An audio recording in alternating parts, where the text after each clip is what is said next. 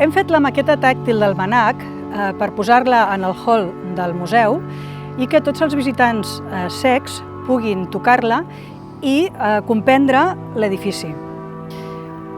Quan treballem per un col·lectiu com és l'Invident, també treballem per tothom, és a dir, que tindrem l'ocasió, totes les persones, de conèixer l'edifici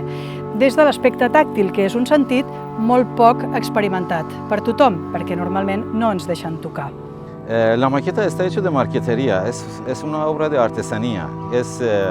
más o menos es 1 metro por 1 metro, que en realidad la escala es 170 metros, que está hecho todo con la madera haya y está todo maciza, está preparado para tocarlo, es táctil, no es una maqueta para mirar, es una maqueta para tocar, exactamente.